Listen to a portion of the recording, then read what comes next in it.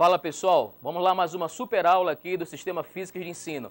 Vamos hoje falar de termologia, aula número 1. Você pode acompanhar no seu cadernão aí do didático do Físicos, correto? Nossa primeira aula é de temperatura e calor. Galera, vamos lembrar uma coisinha rapidinho aqui comigo, vamos lá. Lembra que todas as partículas estão em constante vibração, em constante movimento.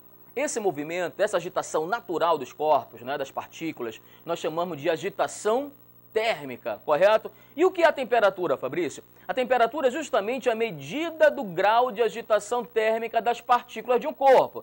Traduzindo, quando você aquece um corpo, as partículas vibram mais, aumenta a agitação. Significa dizer que aumentou o quê? A sua temperatura, beleza? Então não esquece, galera, temperatura mede o quê? Grau de vibração das partículas de um corpo. Agora acompanha comigo, vamos lá. Nós sabemos que a natureza, ela sempre busca um equilíbrio. Ela não gosta de desigualdades. Quando você coloca um corpo quente próximo do corpo frio, o que acontece? Quando você coloca uma xícara de café quente sobre a mesa, o que acontece? Depois de um certo tempo, o café começa o quê? A esfriar. Sabe por quê? Porque ele entrou em equilíbrio térmico com o ambiente, com o ar. E como isso aconteceu? Quando você tem corpos ou sistemas com temperaturas diferentes, você vai ter naturalmente um fluxo de calor que ocorre da região de maior para a região de menor temperatura. Então, o que é calor, galera? Calor é energia em movimento, é energia térmica em trânsito. Então, vamos lá, observa bem. Então, você tem um fluxo de calor que ocorre espontaneamente, naturalmente, da região de maior para a região de menor temperatura. Fabrício, quando é que esse fluxo ele cessa, ele para? Quando os corpos alcançam o quê? Temperaturas iguais. Agora, gente, muito cuidado, hein? Não esquece. Calor é energia térmica em movimento, energia térmica em trânsito. As partículas estão vibrando, elas têm energia cinética, energia vibracional. A soma dessas energias cinéticas é o que nós chamamos de energia térmica, tudo bem? É errado a gente falar assim, um corpo tem calor. É muito comum a gente falar isso, né? Quando você fala assim, hoje está muito quente, eu estou com calor. Mas fisicamente falando, isso está errado. Um corpo ele não tem calor, um corpo ele tem energia. O que é calor? É quando essa energia ela está em trânsito, quando ela está em movimento. Tudo bem? Beleza? Legal. Lembrando que nós temos o que na natureza? Seres heterotérmicos e homeotérmicos. Heterotérmicos é aquele ser que não consegue manter sua temperatura estável, constante. A temperatura dele depende do ambiente. Então ele troca calor com o ambiente até que as temperaturas se tornam o quê? Iguais. Ele entra em equilíbrio térmico com o ambiente. Como exemplo, nós temos os répteis aqui. Você deve ter observado, né, um jacaré ali no Pantanal, ele fica ali fora da água em alguns momentos pegando sol. Pega sol para quê? Para acelerar, para aumentar o seu metabolismo. Tudo bem, galera? Então esses seres não conseguem por si só manter sua temperatura estável. Diferente de nós, mamíferos, que somos seres o quê? Homeotérmicos, que a gente consegue manter nossa temperatura estável, com pequenas oscilações, mas praticamente estável, né? Independente do ambiente. A temperatura corporal humana vai de quanto em média? 36,2 a 37, essa é a temperatura média do ser humano, tudo bem? Para a gente manter nossa temperatura estável, a gente tem que gastar o quê? Gastar energia, a gente consome energia, a gente usa aquele combustível, né, biológico, né, ATP, adenosina trifosfato, e aí você mantém a temperatura do seu corpo, o quê? Praticamente estável, tudo bem? Agora, nós também temos aqueles termorreguladores. Como manter a temperatura estável? Se o ambiente, a hora está quente, a hora está frio. Vamos lembrar aqui rapidinho. Quando está muito quente, quando a temperatura está elevada, está alta e você está recebendo energia do ambiente, eu tenho que liberar essa energia, eu tenho que perder essa energia. O que eu posso fazer? Qual é o melhor mecanismo termorregulador do ser humano? O suor. Você, ao transpirar, o teu suor vai evaporar. Mas para ele evaporar, ele tem que tirar o que de você, da sua pele? O que ele retira? Retira o quê? Calor. Então ele retira calor para evaporar. Então o suor é um excelente mecanismo termorregulador. Você deve ter reparado isso. Quando você passa na pele álcool, éter, acetona, o que você sente? Eu sinto frio. Por que você sente frio? O que é a sensação do frio? O frio, gente, é a perda de energia. É porque você está perdendo calor para algum ambiente. E ao perder calor, você sente frio. Então você passou o líquido, é um líquido volátil, que rapidamente evapora e ao evaporar, ele retira o que de você, da sua pele? Ele retira calor, beleza? Então aqui você tem uma situação interessante, aqui no caso do cachorro, ele consegue transpirar através da língua, né? Os elefantes através das grandes orelhas que ele possui e nós humanos, principalmente através do nosso suor. E quando está frio, galera? Quando está frio, você está perdendo muito calor.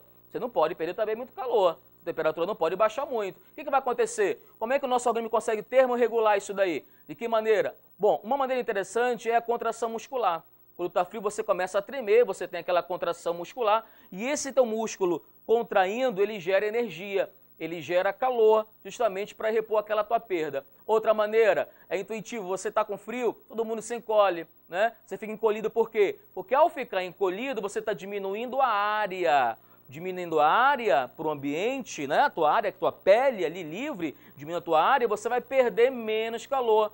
Perdendo menos, sente menos frio, tá legal? E sem dúvida, você usar um bom cobertor, um bom agasalho. Ah, usa aquele meu cobertor, adoro aquele meu lençol, né? Aquele lençol que eu tenho lá em casa velhinho, todo furado, eu adoro ele, né? Mas por quê? Porque ele te aquece? Não, ele não é um aquecedor, ele é apenas um isolante. Ele impede que você perca o quê? Que você perca calor. Tudo bem, galera? Sem falar que aqui você também tem um arrepio, né? Você está com frio, o que acontece? Seu pelo levanta. Ele levanta para quê? Para segurar o ar próximo da pele. É, para reter aquele arzinho quente. Por quê? Porque o ar é isolante. Impede que você perca calor para o ambiente. Ah, legal. Por isso as meninas sentem mais frio normalmente do que os homens, né? Porque elas não tiram os pelos ali, a depilação da perna. Ainda bem, né, galera? Então ela tira aquele pelinho, perninha lisa, sem pelo, sem proteção térmica, ó, o calor vai embora e aí elas reclamam do frio, né? Bastante. Tá legal, galera? Bacana. Reforçando, para finalizar, energia térmica, soma das energias das partículas de um corpo. Tudo bem? Equilíbrio térmico, temperaturas o quê? Iguais. Não significa a mesma energia térmica. Como assim, Fabrício? Cara, imagina só. Peguei um copo aqui de 200 ml, uma piscina de 10 mil litros. Aí eu tirei um pouquinho a água da piscina ali, ó. Ó, a temperatura da água do copo é a mesma da piscina. Em média, a agitação das moléculas do copo e da piscina são iguais. Tudo bem, pode ter uma vibrando mais, outra menos, mas em média é igual. Então você tem temperaturas iguais. Mas será que esses dois sistemas, 200 ml do copo, 10 mil litros de água da piscina, possuem mesma energia térmica? De forma alguma, né, galera? De forma alguma. A quantidade de partículas, de massa que eu tenho ali na água, né, na quantidade de água da piscina é muito maior. Então você tem temperaturas iguais, você tem equilíbrio térmico, mas são sistemas que possuem energias, o quê? Diferentes. Olha esse caso curioso aqui, ó. Você deve observar aquelas fagulhas, aquelas faíscazinhas, né, que a gente vê no São João, aquele chuveirinho de São João, ou quando o amolador vai amolar a faca com esmeril, aquelas fagulhas, né? E aí você observa que aquelas fagulhas são incandescentes, né? Estão emitindo radiação. Quando aquilo cai na sua pele, a temperatura é altíssima, cara, 600 graus Celsius. Você vai dizer, pô, vai fazer um furo, né? Vai queimar, né? Nada disso. Quem já recebeu isso na pele sabe que cai, às vezes dá uma sensação um pouco incômoda, mas não chega a queimar. Porque apesar da alta temperatura, o sistema ali comporta pouca energia, né? Porque são fagulhas muito leves, com pouquíssima massa, então tem uma baixa capacidade térmica, armazena pouca energia, pouco calor, e dessa maneira não consegue causar um dano à sua pele. Te garanto que um copo de água fervente a 100 graus jogado no teu braço ia queimar muito mais. Caraca, sério, olha, fala sério, tá? Então, gente, o que que queima? O que causa queimadura não é a temperatura. O que que é? É a quantidade de calor transferida. Então, a fagulha, né, tem uma temperatura altíssima, mas são poucas moléculas. Então, se eu somar a energia térmica do sistema dá baixa. Tudo bem? Legal?